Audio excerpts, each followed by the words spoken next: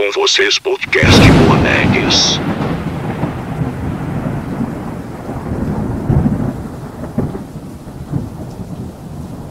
E aí, galera, a paz do Senhor, graça e paz. Para quem não me conhece, o meu nome é Gustavo e estamos aqui apresentando um podcast muito especial. E para vocês aí que nos acompanham, eu agradeço grandemente.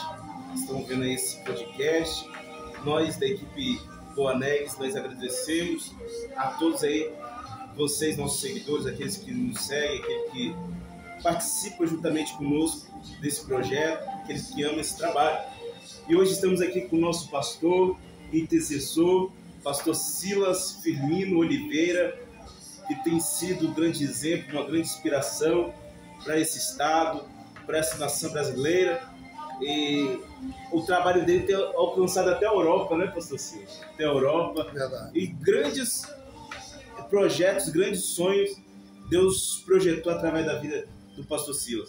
Vamos hoje estar apresentando aqui o nosso convidado, pastor Silas. Amém? O pastor Silas pode estar se apresentando neste podcast, em nome de Jesus. Boa noite para todos, a paz em Cristo Jesus. Realmente o que a gente está aqui para apresentar é algo muito importante.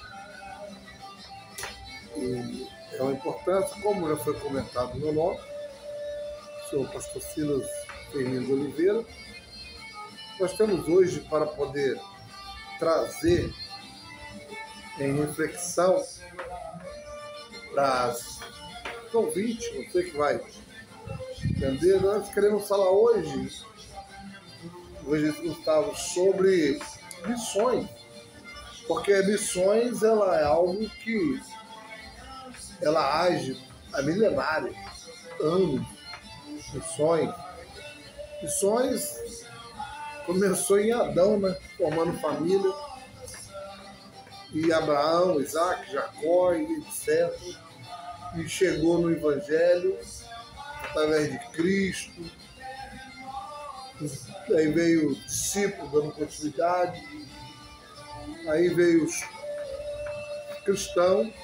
E hoje estamos vivendo o mundo dos evangélicos. E hoje também estamos aí nessa busca de entender que a maior tensão da Terra na área de missões hoje chama-se esquecimento. A igreja esqueceu de missões. Mas a missões, ela traz um fruto não visível, mas invisível. Você não vê o fruto de uma missão que você faz. Então você vê os efeitos e resultados. Então nós vamos falar hoje sobre esses resultados que temos visto através de grandes missões. A missão de Jesus durante 3 anos, já Gustavo, não teve resultado nenhum. Uma coisa indeclarável que acabou até em morte, de cruz. Mas o efeito é milenário, é extraordinário. O efeito impacta Judeia, Samaria, até com o fim da terra.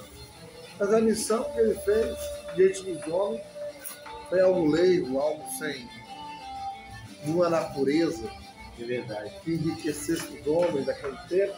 Ao contrário, só causava pânico, terror e guerra e problemas. Mas ele mesmo falou, né, pastor, que o Senhor ele não veio fazer paz, ele veio trazer guerra. Mãe com o filho, filho com o pai, só contra a nora e etc.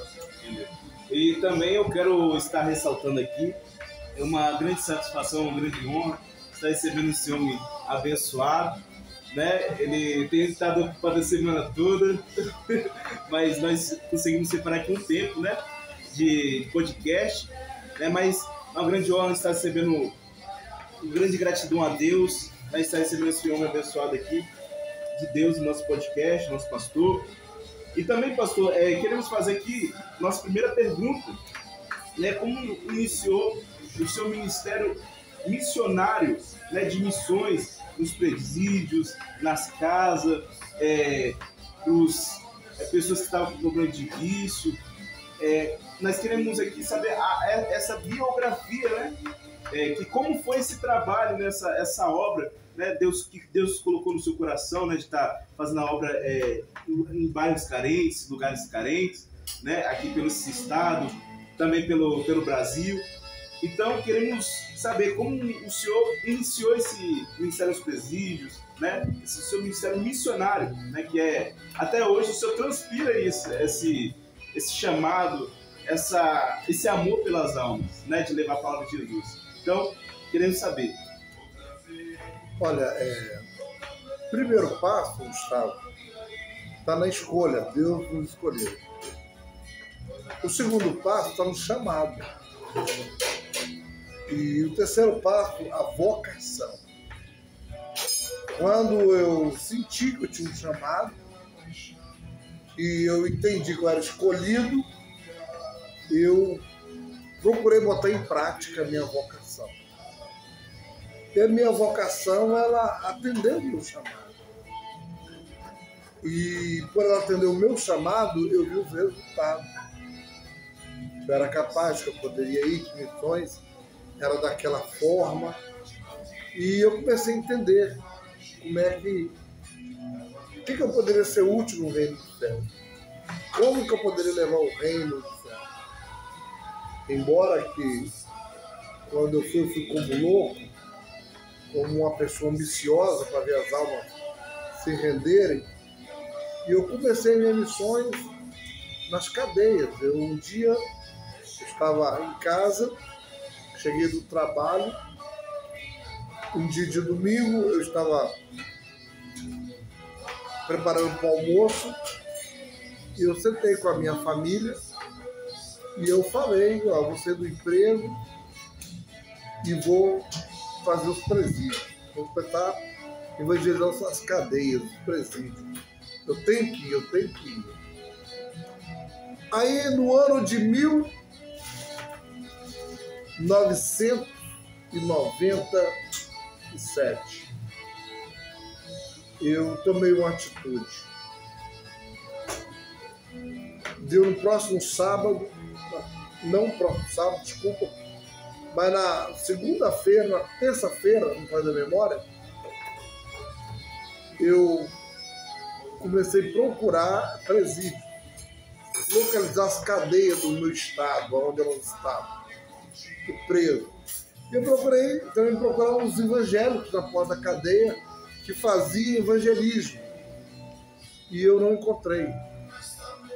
Mas os resultados que eu tive nos presídios que eu passei, os policiais de plantão, os delegados de plantão, os oficiais ali, os investigadores, eles falavam, a cadeia está cheia de bandidos. Está tudo no inferno, tem que levar esse cara para o céu. Pode ir lá, pastor, pode ir lá fazer a obra. Eu não era nem diácono. Eu fui. Hoje não, mas tal dia eu vou tomar essa decisão. E na outra semana eu me preparei, fui e entrei na presídio. E eu comecei a anunciar, a pregar, e Deus foi falando coisas grandes na minha vida através do Evangelho. E comecei a ver almas aceitando Jesus, almas se rendendo, comecei a ver muitas coisas acontecendo. E eu via a ansiedade daqueles presos, homens que eram homicidas, homens que eram assassinos, que eram ladrão, roubadores, homens que eram delinquentes gerais. Eu comecei a trabalhar em tratamento com eles, aconselhamento, e eu comecei a pregar o evangelho naquele presídio.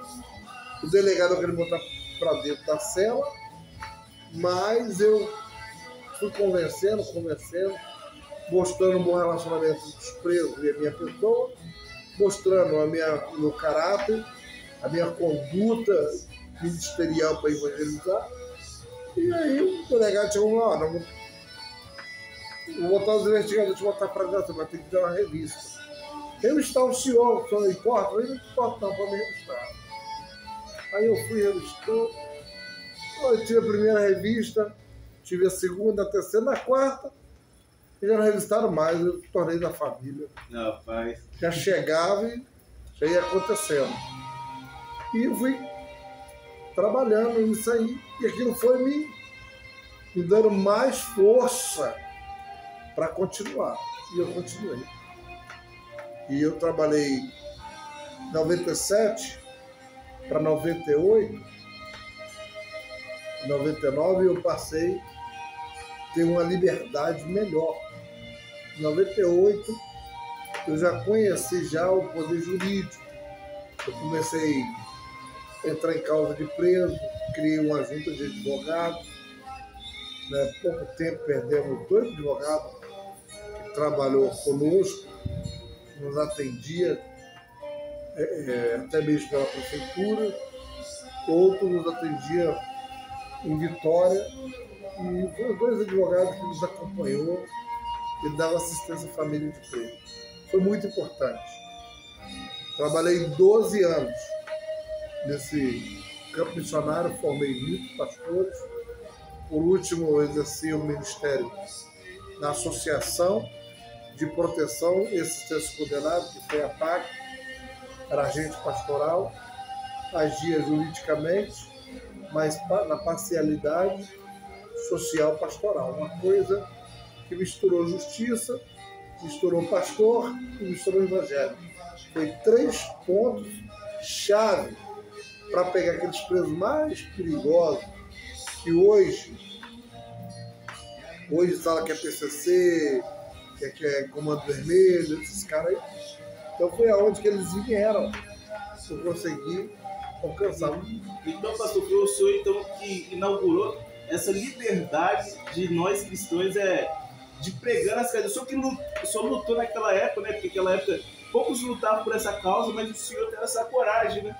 De colocar a cara para bater, né? Pelo evangelho ser pregado aquelas almas. Né?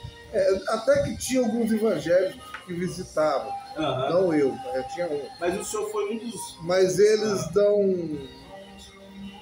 não tinham bravura, não tinham domínio, o controle da cadeia, espiritualmente. Não que Deus não deu, mas eu vou usar uma palavra aqui que a ousadia. Então, o que o presídio tem que ter? Quem está ali dentro é ousado. Tem ousadia de meter a pistola na cara do fulano, tomar o carro. Tem ousadia de entrar na casa do fulano, roubar tudo que tem. Tem ousadia de entrar numa casa, matar o marido, matar a mulher. O cara é ousado. Então, eles são tudo ousados. Bandido é um bicho ousado. Eles têm ousadia. E chega, faz e acontece. Há pouco tempo agora em São Paulo, os caras chegou no meio... Né? A gente viu nas reportagens que os caras chegaram no maior aeroporto do Brasil, né? Segundo as histórias, os caras chegou no maior aeroporto e matou um camarada. E aí? Ousado, os caras é ousado. Então, quando a gente vai à missão, a gente tem que ser mais ousado do que o criminoso. Você tem que mostrar que você tem controle e domínio sobre ele. Se ele foi valente, aí, como diz a Bíblia, chegou mais valente do que o valente, que é o evangelho, que é o pastor, que é o missionário. Mais valente. É onde você coloca o dedo na cara, é onde você enjoelha, é onde você fala, olha para o céu, é onde você impõe a autoridade espiritual. Eles vão entender e respeitar. Com muito amor, que sabe que ele tem alguém que eles não tiveram aqui fora. Um pai que não usou de autoridade, uma mãe que deixou relaxar, e agora eles encontram ali um pai, que é o pastor. E eles começam agora a ver um cara cheio do poder de Deus, cheio de autoridade. Esse cara que eu vou seguir, esse cara é meu pai. Ele não vai deixar eu voltar a roubar, ele não vai deixar eu voltar a matar, ele não vai deixar eu aprontar, ele vai me cobrar. E se eu pai errar, ele vai brigar comigo. Ele passa a ter obediência pela autoridade. Então isso é muito importante no campo missionário. É a ousadia, a audácia e o domínio. Então isso é muito importante. E isso foi o que Deus proveu o nosso ministério. E hoje nós temos pastores, né? Foram nasceu dentro da cadeia, durante 5 anos trabalhando com eles ali. Trabalhei 12 anos, diretamente e indireto. 12 anos. Indireto porque alguns saía da cadeia, continuava visitando. Direto porque eu tinha que estar lá no presídio, toda semana. E engraçado que eram 58 presídios. Quando o nosso histórico missionário chegou no Estado, chegou na rede pública judiciária, o juiz ele quis me conhecer. Eu quero conhecer esse missionário pelo presídio. Nós vamos ser conhecidos. Por ética, eu não vou falar o nome do juiz, mas tivemos com o juiz, somos muito amigos, e ele nos deu muito apoio nessa época e nos ajudou muito. Trabalhou conosco, hoje está exonerado do cargo, hoje já está na curtindo sua aposentadoria. Não temos mais contato com ele, nos perdemos. Por último, agora, há 1 ano, o último contato que eu tinha com ele era com o pastor amigo nosso, trabalhou conosco, o pastor Juarez, faleceu. Então a gente está continuando aí. E isso nos trouxe. O presídio vinha com as bocas de fumo, abrimos um centro de recuperação aqui na Serra, abrimos em Pitanga, abrimos em Campina da Serra, abrimos em São Paulo, lá no centro da Serra, ali em Divinópolis. Para cá de Divinópolis, atrás da garagem serrana. E abrimos também aqui no Edson Vargas, em Vila Nova, trabalhando com o Edson Vargas, né? Muito tempo. E fazer acompanhamento de pessoas drogadas, alcoólatras. A gente tem uma palestra, a gente reeducava. Isso foi muito importante. Pois é, pastor. Isso é o grande exemplo, né? Exemplo de missões, exemplo, né, de um pregador fervoroso da palavra de Deus. E o senhor começou jovem, né? E aí na nosso canal, na nossa plataforma, tem muitos jovens, né, aí que acompanham o Boanerges, e eles também têm desejo de pregar a palavra, de ser um pregador, né? E queremos fazer uma pergunta para o senhor. Qual o conselho que o senhor dá para os jovens pregadores, né? Eles que estão começando, eles que têm um sonho, né, de ampliar o seu ministério da pregação, de aperfeiçoar o seu ministério. Qual o conselho que o senhor dá para os jovens pregadores da nossa geração? Olha, primeiro passo, não tem conversa. O primeiro passo, evangelista, oração e Bíblia.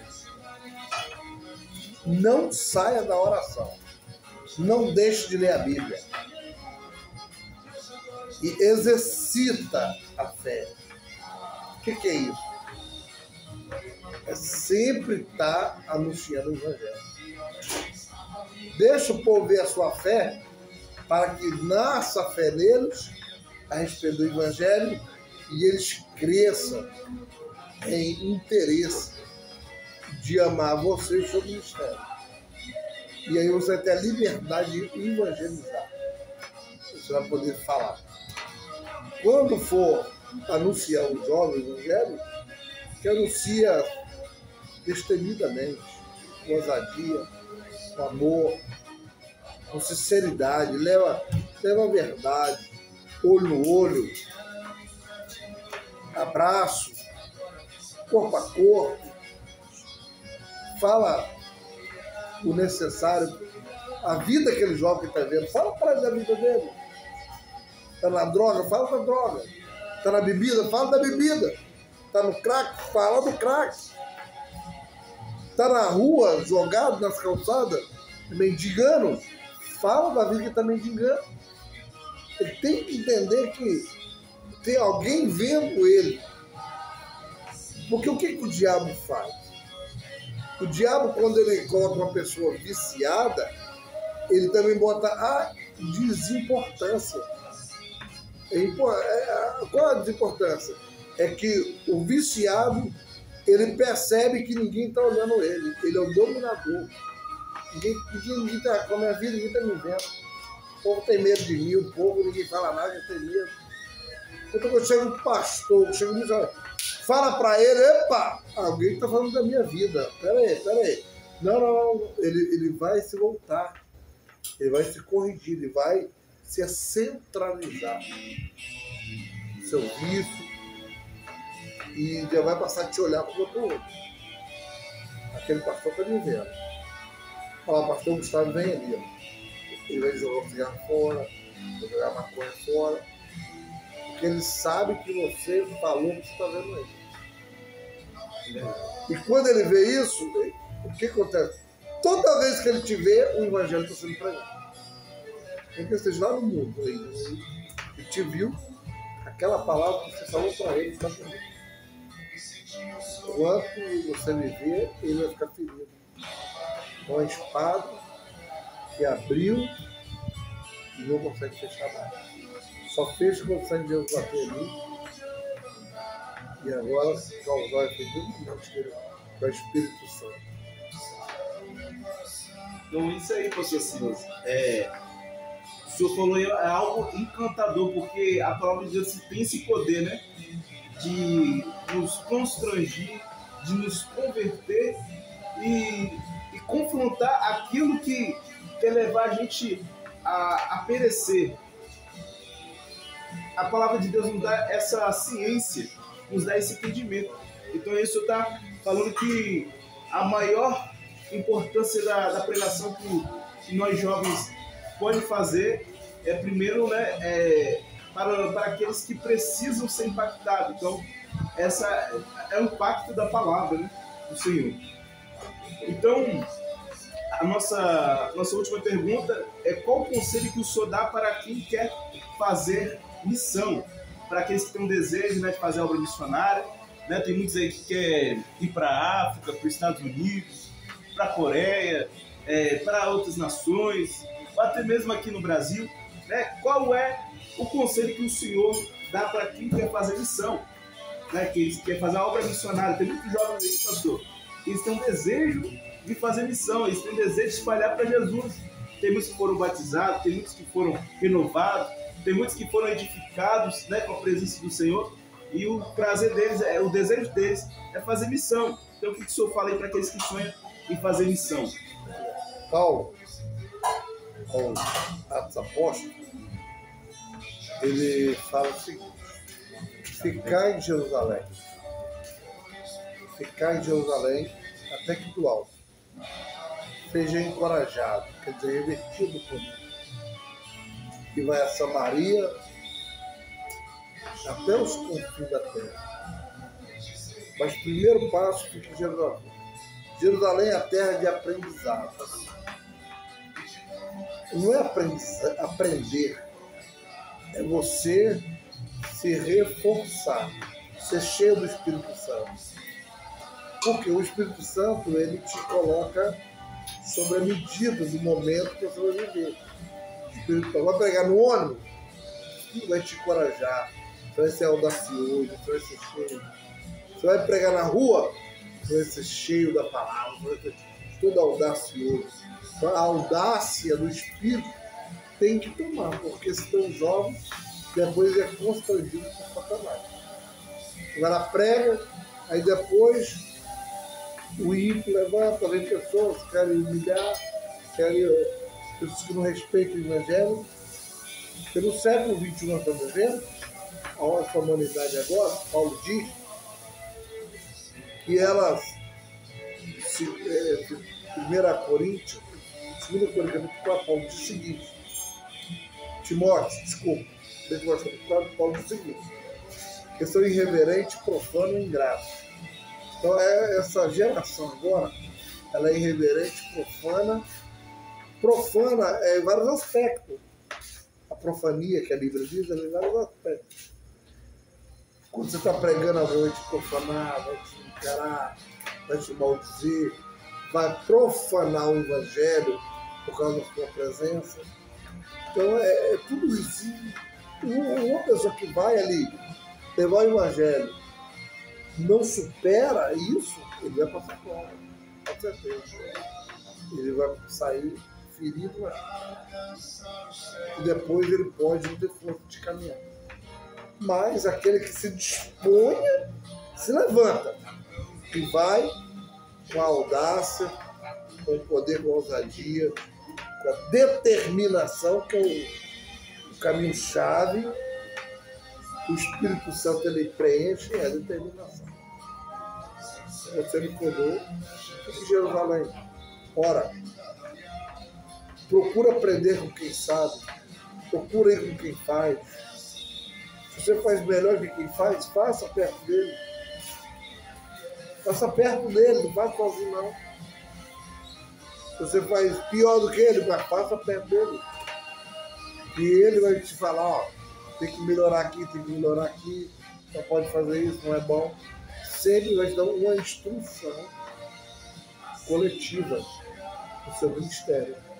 E aí o que você vai fazendo? Você vai trabalhando, pulindo, vai retratando, vai reedificando, vai moldando, e aí daqui a pouco nós vamos fazer um evangelho diferenciado. E aí, qual é esse diferenciado? Almas.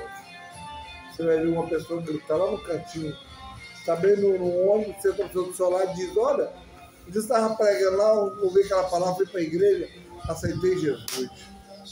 Daqui um dia, rapaz, aquele tempo que você estava no seu lugar, rapaz, você pregou para mim, eu estava bêbado, aceitei Jesus, eu estou pastor.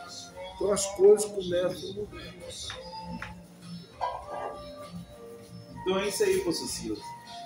Desde já queremos agradecer, né, ao senhor por essa grande participação, né, sobre o nosso podcast. Então tá aí, né, você que quer engajar nessa área da missão, você que tem um desejo, tem um sonho, dá um grande conselho do homem que está há muito tempo aí, né, fazendo missão nessa obra missionária. Vamos aí. Essa obra sofrida, essa obra que há dedicação, há um amor, né? Há algo que o próprio Deus ele está no meio. Então, Jesus, o evangelista Gustavo, falou tudo isso. Quem é o missionário? O missionário é aquele que renuncia. Toda pessoa que renuncia, ele é um missionário. E Jesus mostrou o missionário dizendo bem assim: aquele que não larga casa, pai, mãe, filho, fazenda, por amor do evangelho, não é digno dele. Ou por amor de mim, não é digno de mim. Então, toda aquela pessoa que ela não tem dificuldade de renunciar, ela tem força de pregar o evangelho. É um grande missionário. Rapaz, é uma coisa que a gente temos que ter isso no nosso coração, né, pastor? A renúncia, né, deixar o eu, né, carregar a cruz. Então é muito importante. E agradecemos o Senhor pelos conselhos. Eu creio que muitas pessoas aí que estão na sua casa foram edificadas, né, foram alcançadas por esses conselhos, por esse testemunho, né, que tem nos trazido a inspiração e o desejo de falar do amor de Deus. Amém? Assim agradecemos ao Senhor. Obrigado. Amém? Amém. Pela participação. Amém? Até mais aí, pessoal do Boanegas. Fica com Deus. A paz em nome de Jesus. Paz para todos. Créditos: cinegrafista Zaqueu Coutinho, apresentador Gustavo, entrevistado Silas Oliveira.